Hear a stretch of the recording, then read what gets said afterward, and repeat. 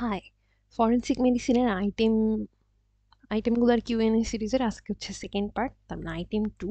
এখানে হচ্ছে বোল্ড করা যে টপিকগুলো আছে আইটেম 2 এর অনেকগুলো টপিকের মধ্যে, এইগুলাই হচ্ছে মেইনলি ইম্পর্টেন্ট। তো এই জন্য এগুলো নিয়ে আমি হচ্ছে জাস্ট কোয়েশ্চেন আর অ্যান্সার নিয়ে আলোচনা করব, খুবই শর্ট ভাবে। তো প্রথমে আসতেছে হচ্ছে বিএমডিসি। তো বিএমডিসি থেকে আমাদের কি কি লাগবে, জাস্ট নর্মালি আস্ক করে যে বিএমডিসির ফুল ফর্ম কি বলো। তো Bangladesh medical and dental council, এটা কিন্তু তার মানে ফুল ফর্মটা kind of pass fail question. Bangladesh medical and dental council.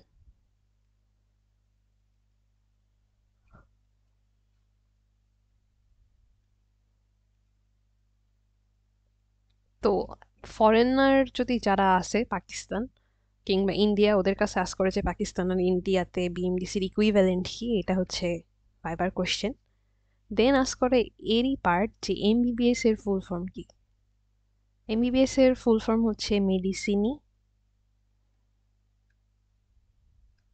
ব্যাকালরিয়াস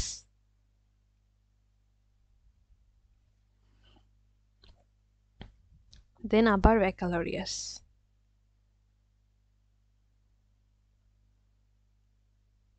শিরুগি, সার্জারির ল্যাটিন ফর্ম এটা।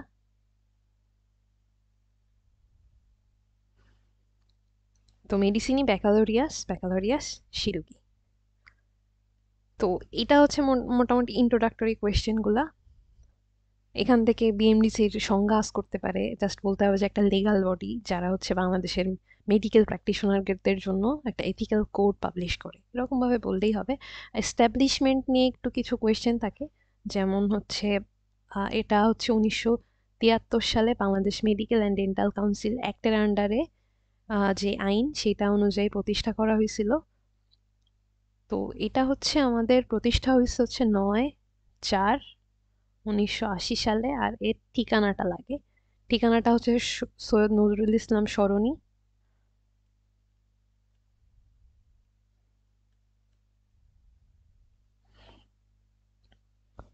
বিজয়নগর, ঢাকা।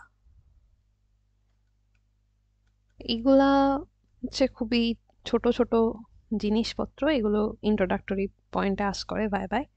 তো এরপরে আমাদের যেই পয়েন্টটা বিএমডিসি থেকে লাগে সেটা হচ্ছে ফাংশনস অফ বিএমডিসি, ঠিক আছে।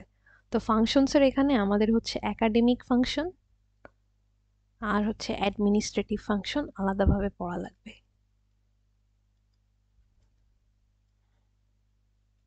তো অ্যাডমিনিস্ট্রেটিভ ফাংশনগুলোর মধ্যে হচ্ছে যেই 6টা বা 7টা আছে ওইগুলা খুবই সুন্দরভাবে পড়া লাগবে, আর একাডেমিকের মধ্যে যে কয়টা আছে সেগুলো জাস্ট নোট বই থেকে মোটামুটি পড়লেই হবে। দেন হচ্ছে requirements for BMDC registration. Requirements কি কি লাগে, যে এমবিবিএস এর অরিজিনাল সার্টিফিকেট ফটোকপির সাথে, তারপরে হচ্ছে ইন্টার্নশিপের ট্রেনিং সার্টিফিকেট, প্রভিশনাল সার্টিফিকেট, তারপরে রেজিস্ট্রেশন ফি, পাসপোর্ট সাইজের ফটোগ্রাফ যেটা প্রিন্সিপাল দিয়ে অ্যাটেস্টেড, এরকম এই কয়টা পয়েন্ট। এইখানে আরেকটা ইম্পর্টেন্ট পয়েন্ট যেটা আছে সেটা হচ্ছে প্রফেশনাল ডেথ সেন্টেন্স। এটা বলতে কি বুঝো? তো প্রফেশনাল ডেথ সেন্টেন্স বলতে বোঝায় যে কোনো কারণে একটা মেডিকেল প্র্যাকটিশনারের নাম বিএমডিসি রেজিস্ট্রি খাতা থেকে রিমুভ করে ফেলা। তো এটাই হচ্ছে প্রফেশনাল ডেথ সেন্টেন্স।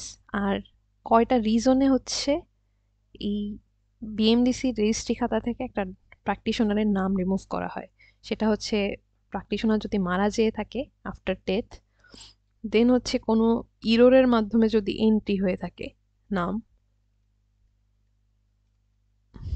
আর হচ্ছে যদি প্রফেশনাল ইনফেমাস কন্ডাক্ট হয়ে থাকে করে থাকে কোনো প্র্যাকটিশনার, সেই ক্ষেত্রে পেনাল ইরেজার হয়।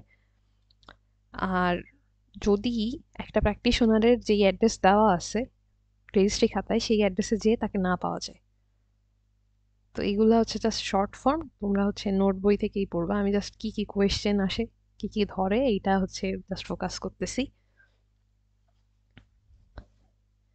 এটা গেল বিএমডিসির কাহিনী। এরপরে আসতেছে হচ্ছে বিএমএ, বাংলাদেশ মেডিকেল অ্যাসোসিয়েশন এটাকে বলে। এই ফুল ফর্মগুলা লিখতেছি যাতে হচ্ছে একটু ক্যাচি হয়।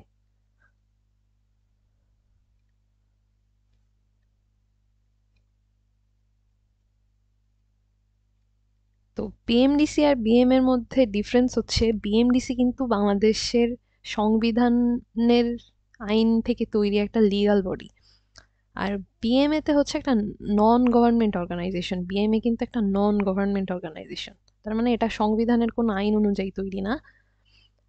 আর বিএমএ মনে করো জাস্ট মেডিকেল প্র্যাকটিশনার এর সদস্য হয় সবাই ধরতে গেলে। তো এদের জন্য কিছু সুবিধা টবিধা দেওয়া দিয়ে থাকে আর কি, বিএমএ ভবন আছে আর কি ঢাকায়। তো বিএমএ মনে করো 2 বছর পর পর একটা ভোটিং এর আয়োজন করে, যেখানে ওদের সব সদস্য হচ্ছে ভোট ভোট দেয়, ভোট দিয়ে প্রধানদের সিলেক্ট করে। আর বিএমডিসি হচ্ছে 5 বছর ফাংশনাল একটা কমিটি, বিএমডিসির একটা কমিটি হচ্ছে 5 বছর, 5 বছর ধরে ফাংশনাল থাকে। আর বিএমডিসিতে সবাই ভোট দিতে পারে না, শুধুমাত্র কিছু নমিনেটেড মানুষজন, আর তাদের জন্য কিছু নমিনেটেড মানুষজন হচ্ছে ভোট দেয় আর কি। তো টুকটাক এইটুকুই লাগে বিএমডিসি থেকে। এবার হচ্ছে নেক্সট যেই টপিকটা আমাদের,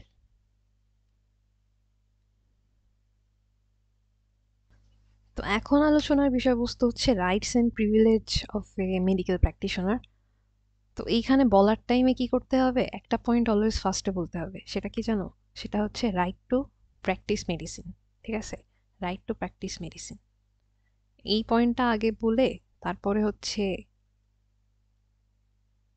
বাকি পয়েন্টগুলা হচ্ছে নর্মালি যেভাবেই পারো এলোমেলোভাবে যেভাবে সম্ভব সেভাবে আগায় যাবা। তো প্রত্যেকটা পয়েন্টের আগে রাইট টু অ্যাড করতে হবে, তারপরে হচ্ছে right to choose a patient, dispense medicine, supply dangerous drug. এই যে যতগুলা পয়েন্ট মনে থাকে, এমন না যে হুবহু সবকটা বলা লাগবে। তো কিছু কিছু সময় হচ্ছে রিটেন কোশ্চেন আসে যে ডিসক্রাইব করো রাইটস অ্যান্ড প্রিভিলেজ। তখন হচ্ছে আমরা একটু ভাগ ভাগ করে লিখবো, যেটা হচ্ছে কম্পালসারি ডিউটি, ভলান্টারি ডিউটি, এভাবে হচ্ছে ভাগ ভাগ করে লিখলে আমাদের জন্য সুবিধা। তো কম্পালসারি ডিউটির মধ্যে হচ্ছে আমাদের এই যে কোনো ইনফেকশাস ডিজিজের যদি কমিউনিটি আক্রান্ত থাকে সেটা অথরিটিকে জানানো, এটা হচ্ছে ফার্স্ট অ্যান্ড ফরমোস্ট ডিউটি। বাকিগুলো হচ্ছে নর্মালি বলে গেলেই হবে, কিন্তু এই পয়েন্টটা শুরুতে অবশ্যই অ্যাড করতে হবে।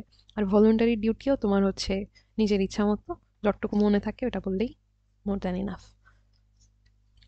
তো এরপরে আসছে আমাদের সেই জেনেভা ডিক্লারেশন। এই জিনিসটার প্রবলেম হচ্ছে কি, যে ঠিকমতো মনে থাকে না। ঠিক আছে, তো এর জন্য কি করতে হবে, এটা হচ্ছে কিছু ভাগে ভাগ করে নিলে আমাদের জন্য বলা ইজি। কি কি ভাগে ভাগ করতে পারি একটু দেখো।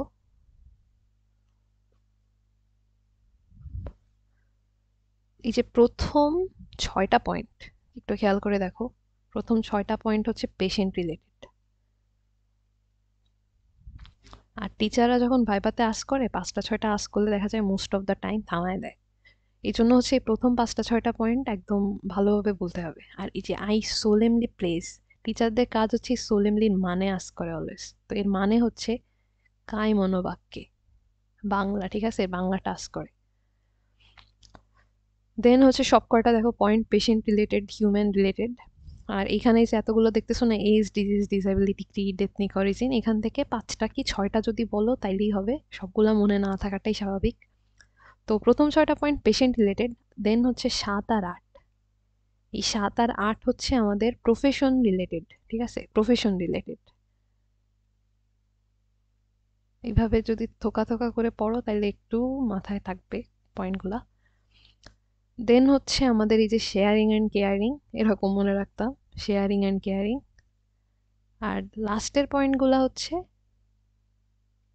আমাদের duty to the state related আর কি, ডিউটি টু দ্য স্টেট আর নিজের কেয়ার। ঠিক আছে, তো এই যে জেনেভা ডিক্লারেশন, এখানে কিছু মোস্টলি আস্ক কোয়েশ্চেনের মধ্যে প্রথমে পড়ে হচ্ছে যে এটা কবে অ্যাডপ্ট করা হয়েছিল, তো কবে নেওয়া হয়েছিল।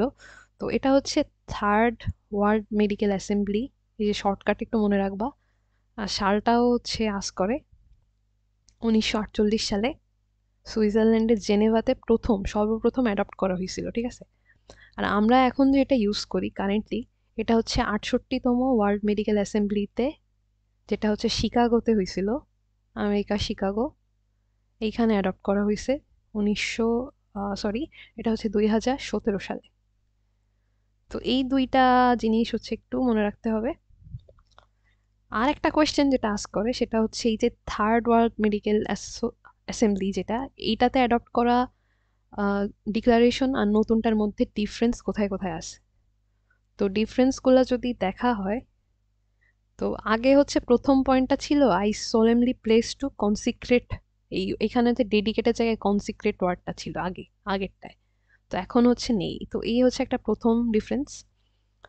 আর একটা ডিফারেন্স হচ্ছে এই যে খেয়াল করো, আমাদের এই যে I will attend to my own health wellbeing abilities in order to provide care of highest standard, এইটা কিন্তু রিসেন্টলি অ্যাড করা, এটা কিন্তু ওর যেই ডিক্লারেশন ছিল সেখানে ছিল না। তাইলে আমরা কয়টা ডিফারেন্স পেলাম? একটা আর দুইটা। আর একটা ছিল কি আগের ডিক্লারেশনে যে মাই colleagues will be my brothers, my colleagues will be my brothers,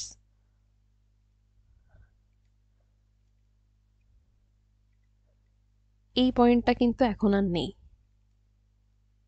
ঠিক আছে, তাহলে আমরা তিনটা ডিফারেন্স অলরেডি পেয়ে গেছি।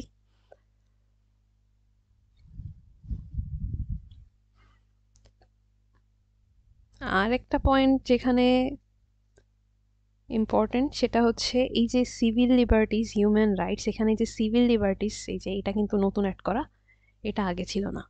তো এখানে আমাদের 4টা পয়েন্ট হয়ে গেছে টুকটাক, এইভাবে বললে মোর দেন ইনাফ। তো টিচাররা কি কি ডিফারেন্স শুনতে চায় আর একবার ক্লিয়ার করি। এই যে কনসিক্রেট ওয়ার্ডটা, এটা এখানে ডিফারেন্স আছে। দেন হচ্ছে নিজের ওন হেলথ ওয়েলবিং, এই পয়েন্টটায় ডিফারেন্স। আর ওনাদের ফেভারিট পয়েন্ট হচ্ছে এইটা যে colleagues will be my brothers. আর সিভিল লিবার্টিসের এইটা একদম লাস্টে বললেই হবে।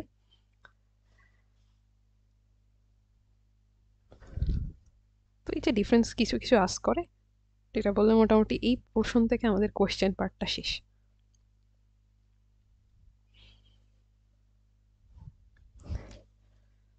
তো প্রফেশনাল সিক্রেসি এই পার্টটা থেকে আমাদের বেশি কিছু লাগে না, এই সংজ্ঞাটা লাগে, এখান থেকে ডেফিনিশনটা আস্ক করে। ডেফিনিশনে যদি গাইডে যেটা আছে ওইটা বললেই হবে, ইমপ্লাইড টার্ম অফ কন্ট্রাক্ট, এই ওয়ার্ডটা হচ্ছে অবশ্যই আমাদের ডেফিনিশনে থাকতে হবে, বাকিটা তুমি যা বুঝো সেইভাবে বললেই হয়ে যাবে। তো এক্সাম্পল আস্ক করে, কিছু এক্সাম্পল আস্ক করে, এখান থেকে আমাদের 5টা 6টা এক্সাম্পল মাথার মধ্যে রাখতে হবে। তো এখানে মনে রাখার একটা কৌশল হচ্ছে যে পেশেন্টের ইলনেস ডাক্তার হচ্ছে অন্য ডক্টর কিংবা অন্য কোনো মানুষ কারোর কাছেই হচ্ছে ডিসকাস করবে না। ঠিক আছে, তো এখানে মনে করো পেশেন্টের তাহলে কি, তার হাজবেন্ড বা ওয়াইফের কিছু হইলে একজনের অনুমতি ছাড়া আর একজনকে কিছু বলা যাবে না, তাই না? তাহলে প্রথম পয়েন্টটা ধরে নাও স্পাউস। তারপরে মনে করো গভর্নমেন্ট এমপ্লয়ি ছিল পেশেন্ট, তখনও তার পারমিশন বাদে গভর্নমেন্টকে কিছু জানানো যাবে না। দেন হচ্ছে তোমার মনে করো কোনো একটা বাড়িতে কর্মরত একটা চাকর আর কি, সেই বাড়ির মালিক যারা তাদের কাছে হচ্ছে চাকরের অনুমতি ছাড়া হচ্ছে বলা যাবে না, তার মানে এমপ্লয়ারকে বলা যাবে না। তারপরে মেডিকেল জার্নালে যদি পাবলিশ করতে হয়, জার্নালে যদি পাবলিশ করতে হয় তাইলে হচ্ছে পেশেন্টের আইডেন্টিটিটা হাইড করে দিতে হবে আর তার অনুমতি অবশ্যই নিতে হবে। কিন্তু আইডেন্টিটি হাইড করা এটাই হচ্ছে আমাদের প্রফেশনাল সিক্রেসির পার্টটা। আর যেখানেই বলুক যাকেই বলুক পেশেন্টের কথা যদি একান্তই বলা লাগে তাইলে হচ্ছে পারমিশন নিয়ে তখনই বলতে হবে। তো এখানে অনেকগুলা পয়েন্ট মনে থাকে না, তাই আমি এভাবে ভাগ করে বলাটা পছন্দ করি, যে স্পাউস আলাদা করলাম, গভর্নমেন্ট আলাদা করলাম, এমপ্লয়ার, জার্নাল, এরকম এর আন্ডারে দুইটা দুইটা দুইটা করে পয়েন্ট বললে মোটামুটি সব কয়টা পয়েন্ট কভার হয়ে যায়। তো এইখানে একটা পয়েন্ট আসে প্রফেশনাল সিক্রেসির উল্টা কি, যদি টিচাররা আস্ক করে যে বলো তো প্রফেশনাল সিক্রেসির উল্টা কি, তাহলে বলতে হবে আমাদের প্রিভিলেজড কমিউনিকেশন। এটা একটা প্রফের কোশ্চেন। তো এখান থেকে আমাদের কি কি আস্ক করে, এটা হচ্ছে ফার্স্টেই ডেফিনিশন আস্ক করবে, ডেফিনিশন আস্ক করে কিছু হচ্ছে আমাদের উদাহরণ দিতে বলবে।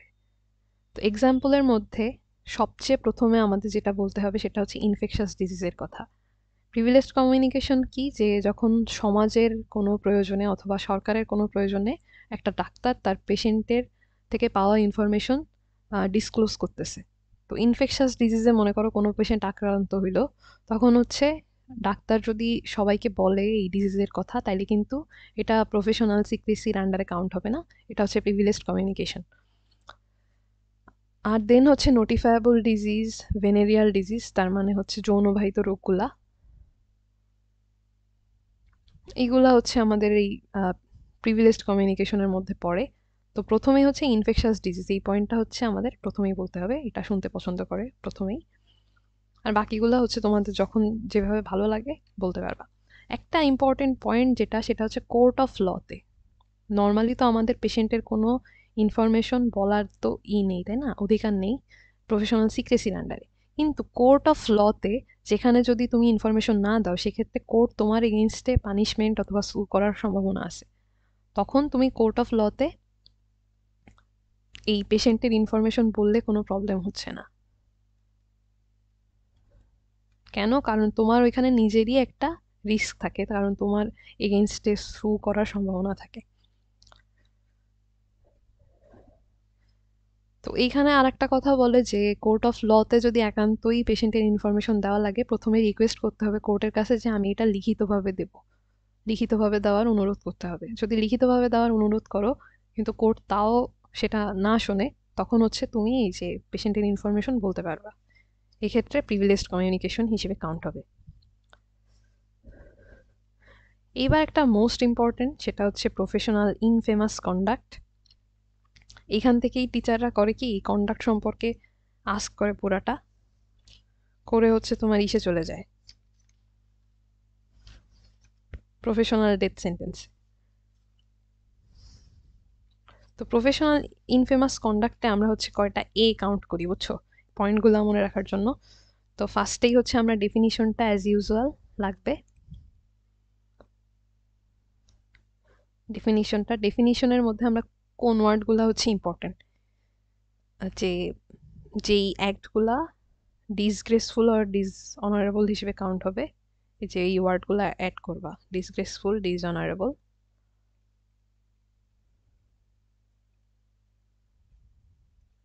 By professional man of good repute and competence, এই যে এই ওয়ার্ডগুলা অ্যাড রেখে তারপরে বাকি ডেফিনেশনটা তোমার নিজের পছন্দ মতো বলতে পারবা। তো ফরেন্সিকে এই যে এত এত সংজ্ঞা, এইগুলো ভালো মতো মনে রাখার একটা ওয়ে হচ্ছে এই যে যেই ওয়ার্ডগুলো বলাই লাগবে এইগুলো হাইলাইটেড রেখে একটা ডক টাইপ বানানো, গুগল ডক অথবা ওয়ার্ড ডক, এগুলা যেই টাইপেই পারো তুমি এক জায়গায় করে রাখলে ভালো হয়। তো পিআইসির আন্ডারে আমরা হচ্ছে কয়টা দিয়ে মনে রাখি, নোট বইতে যেভাবে আছে ওইভাবে বললেই হবে। তো প্রথমে হচ্ছে 6টা আসে। এখন আমাদের একটা কমন দোষ কি, যেটা টিচাররা ধরে, প্রথম তার মানে প্রত্যেকটা করে কি এই 6টা আস্তে আস্তে ধরে বলি, লাইক অ্যাডাল্টারি এরকম ভাবে বলা শুরু করি। এইভাবে বললে একটু মাইন্ড করে, এই জন্য বলতে হবে যে অ্যাডাল্টারি, এটা তুমি মাথায় রাখবা, কিংবা মুখে বলে থেমে যাবা না, বলে হচ্ছে একটু ডিসক্রাইব করবা যে voluntary intercourse between A married doctor and a person other than his or her spouse, এইভাবে আগায় যাবা। দেন হচ্ছে অ্যাডভার্টাইজিং, এই আস্ত ওয়ার্ডটা বললে এটার ক্ষেত্রে সমস্যা করে না। তারপরে এই যে অ্যাসোসিয়েশন, এখানে অ্যাসোসিয়েশন বলে থেমে গেলেই হবে না, অ্যাসোসিয়েশনের পরে যতটুকু আছে নোট বইতে ওইটাও কিন্তু বলে যেতে হবে, যে association with unqualified person, drug manufacturing firms, এইভাবে। দেন হচ্ছে abortion which is unlawful, practicing under the influence of alcohol, এই যে এই অ্যালকোহল পয়েন্টটা নিয়ে আমাদের কিন্তু প্রফে কিন্তু অনেক পেঁচায়, বলে যে পিআইসিতে অ্যালকোহল বলতে তুমি কি বুঝো, তখন তোমার বলতে হবে যে this describes that practicing under the influence of alcohol.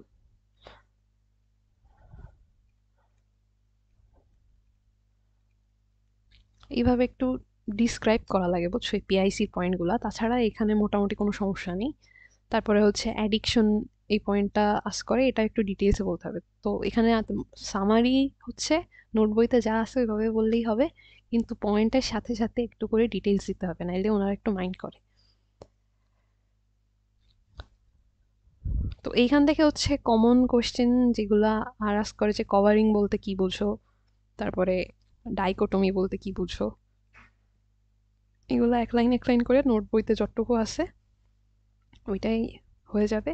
তারপরে আস্ক করে যে পিআইসি এর শাস্তি কি, তখন তোমার বলে দিতে হবে হচ্ছে প্রফেশনাল ডেথ সেন্টেন্স, যেটা হচ্ছে বিএমডিসির টাইমে আমি একবার বলছি।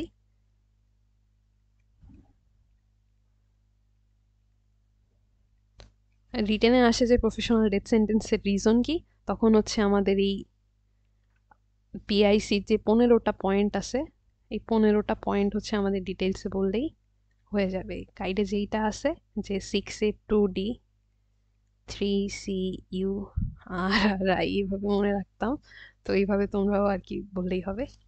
কোয়েশ্চেনটা ক্যাচ করা এখানে মেইন পয়েন্ট। দেন আসতেছে হচ্ছে আমাদের সেকেন্ড আইটেমের সবচেয়ে বেশি ইম্পর্টেন্ট পয়েন্ট, যেটা হচ্ছে নেগলিজেন্স। তো নেগলিজেন্স আমাদের হচ্ছে সংজ্ঞাটা ফার্স্টে কাজে লাগে, যে doing something one is not suppose to do,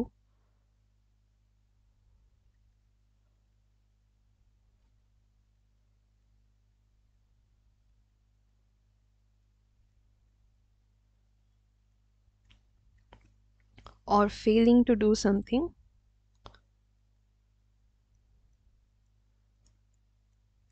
one is supposed to do।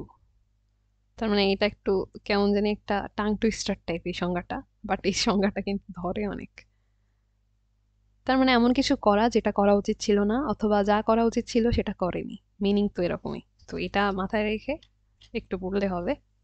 তো নেগলিজেন্সের আর একটা নাম কি, ফার্স্টে আস্ক করে এটা তোমাকে বলতে হবে। নেগলিজেন্সের আর একটা নাম হচ্ছে ম্যালপ্র্যাকসিস।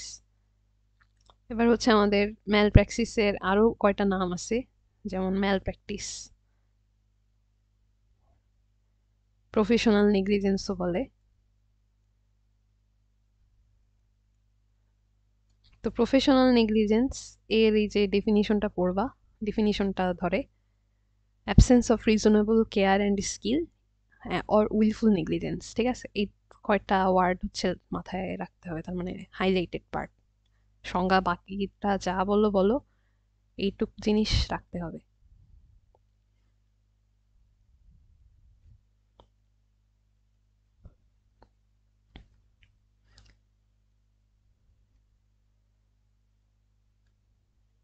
ঠিক আছে, তো এই হচ্ছে আমাদের এইটুক লিখলাম, কারণ হচ্ছে এই দুইটা ডেফিনিশন অনেক ধরে। তো আমরা হচ্ছে এই যে ম্যাল প্র্যাকটিসের আন্ডারে যখন আসবো, এটাকে দুই ভাগে ভাগ করে বলবো অলওয়েজ, যেমন সিভিল নেগলিজেন্স আর হচ্ছে ক্রিমিনাল নেগলিজেন্স। ঠিক আছে,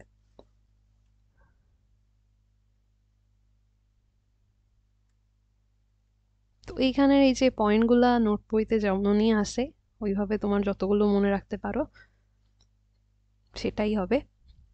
তো সিভিল নেগলিজেন্স যেগুলা আছে, ওইগুলা কিন্তু আমাদের ক্রিমিনাল কোর্টে নিয়ে আলোচনা করে না, ওইটা জাস্ট সিভিল কোর্টেই মোটামুটি শেষ হয়ে যায় ওর ব্যাপার স্যাপার। আর এইটাই আমাদের যে হচ্ছে ক্রিমিনাল কোর্টে যায় ওঠে, এইগুলা নেগলিজেন্সের পয়েন্টগুলা যদি হয়ে থাকে।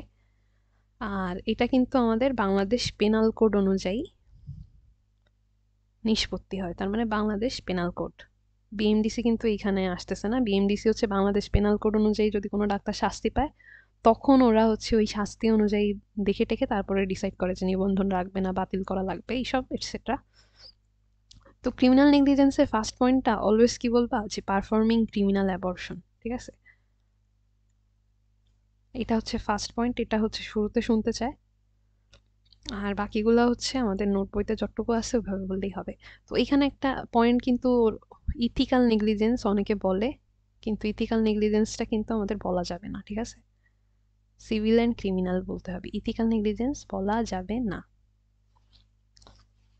তো এই আইটেমগুলো আসলে খুচরা খুচরা, কিন্তু ছোট ছোট জিনিস নিয়ে কেন জানি ঝামেলা করে, আর ওইটা বুঝতে যে আবার কষ্ট হয়। তো এরপর আমাদের পয়েন্ট হচ্ছে কম্পোনেন্টস অফ ম্যালপ্র্যাকটিস কি, কম্পোনেন্টস। তো কম্পোনেন্টস এর মধ্যে আমাদের আছে হচ্ছে নন ফিজেন্স, আরেকটা হচ্ছে ম্যালফিজেন্স, আরেকটা হচ্ছে মিসফিজেন্স।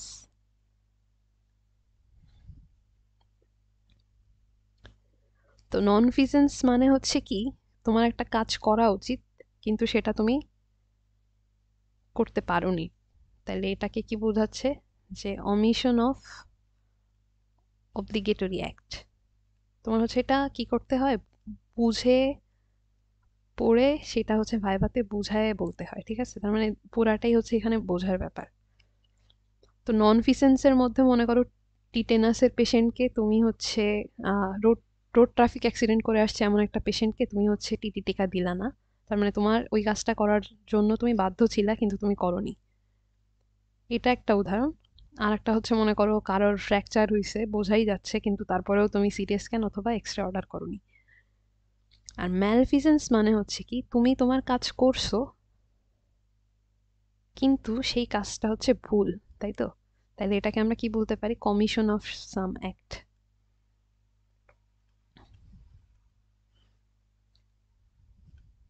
যেটা হচ্ছে ভুল, রং অ্যাক্ট।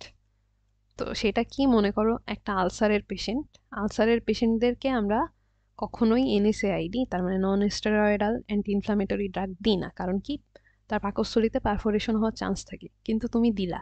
এটা হচ্ছে তখন আমাদের ম্যালফিসেন্সের মধ্যে কাউন্ট হবে। এবার হচ্ছে মিসফিজেন্স। মিসফিজেন্স হচ্ছে কি তোমার যে কাজটা করার কথা তুমি সেটাই করছো কিন্তু হচ্ছে এনে রং ওয়ে, রং ওয়েতে লফুল কাজ, ঠিক আছে?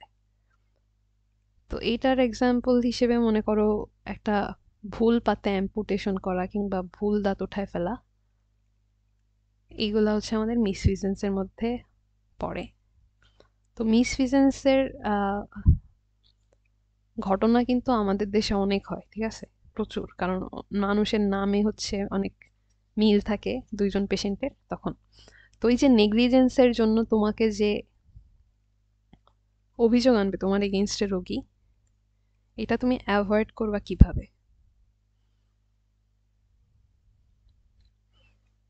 ডিফেন্স গুলা কি কি নিবা তুমি? এটা তোমার অলওয়েজ মাথায় রাখতে হবে।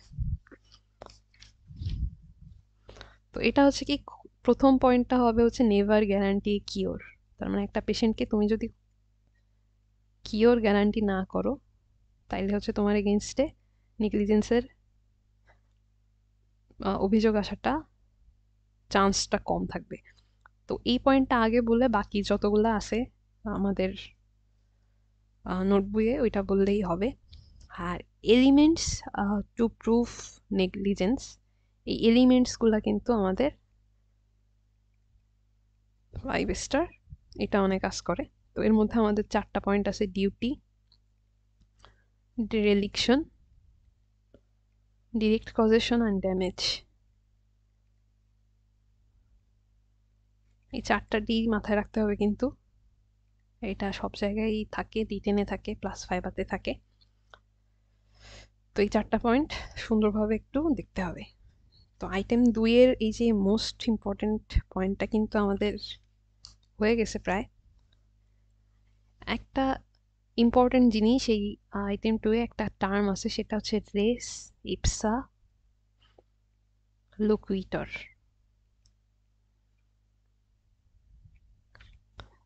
এটা মানে হচ্ছে the act or thing speaks for itself.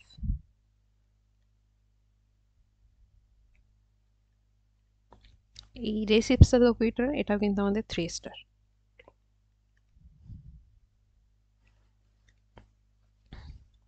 তো এটা হচ্ছে মনে করো তোমার এগেনস্টে কোনো একটা পেশেন্ট নেগলিজেন্সের অভিযোগ নিয়ে আসছে, এখন তার শরীরে এমন কিছু পাওয়া গেল যেটা হচ্ছে তোমার নেগলিজেন্স নিজে থেকেই প্রুফ করে দিচ্ছে, তার মানে কি ওই একটা অথবা থিং নিজের জন্যই স্পিক করতেছে।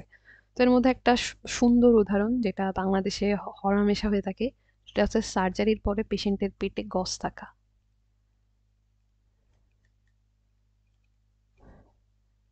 আরেকটা হতে পারে সিরিঞ্জ যে ইনজেকশন দেওয়ার সময় হচ্ছে ওই ইনজেকশনের সুইটা ভেঙে যাওয়া। তো এই দুইটা হচ্ছে মোস্ট কমন কজ, বাকিগুলা হচ্ছে আছে। তো এটা তুমি অ্যাভয়েড করবা কি করে, এটা হচ্ছে ভাইভাতে আস্ক করে অ্যাভয়েড কিভাবে করতে হবে। অ্যাভয়েড করার নিয়মটা হচ্ছে যে অপারেশন থিয়েটারে নার্সরা কিন্তু অলওয়েজ কাউন্টে রাখে কতগুলো গজ ইউজ হচ্ছে, কি কি ওষুধ ইউজ করা হচ্ছে। তো তোমার হচ্ছে ওটিতে তোমার সাথে কারা সার্জারিতে ছিল, তারপরে ওই যে রেকর্ড, ডিটেলড রেকর্ড, এগুলো যদি কাছে রাখো তার মানে তোমার কাছে যথেষ্ট সাক্ষীও আছে, ডকুমেন্টারি এভিডেন্সও আছে।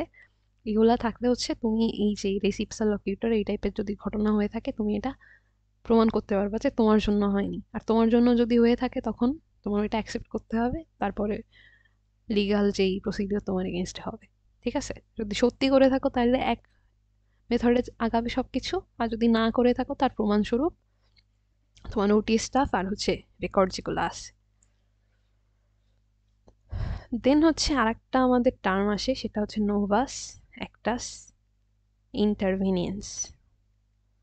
এই টার্মগুলো হচ্ছে একটু ঝামেলার, তো হাইলাইট করে রাখা বেটার।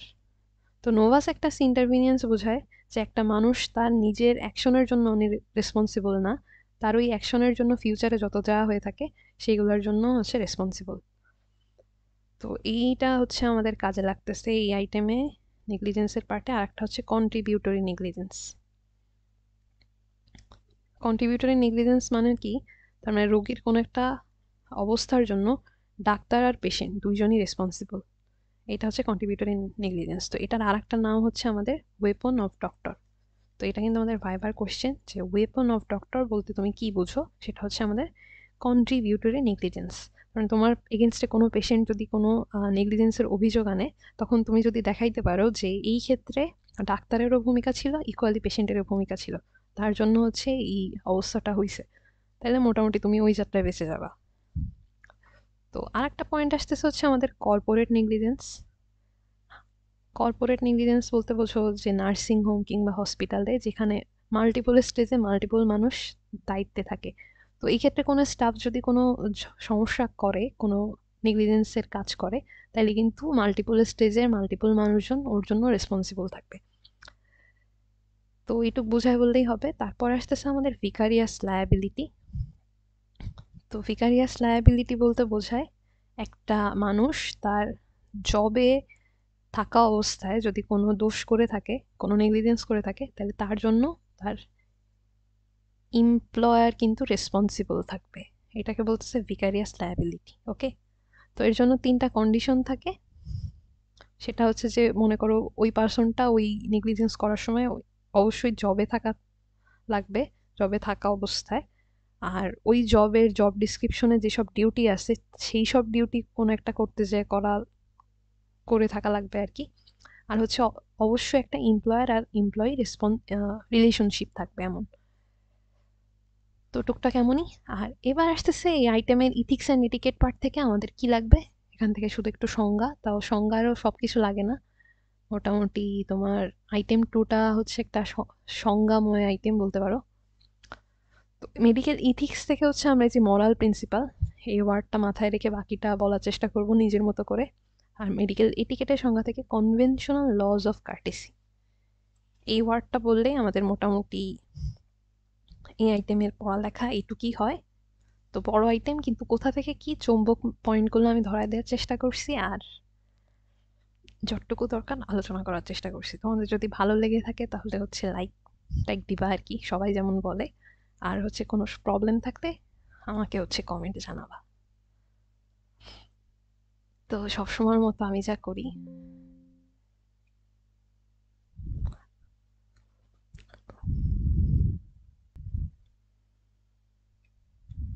আমাদের স্মাইলি আর দা এন্ড, একটা বেকাতারা স্মাইলি, কারণ এই আইটেমটা বেকাতারা। টাটা।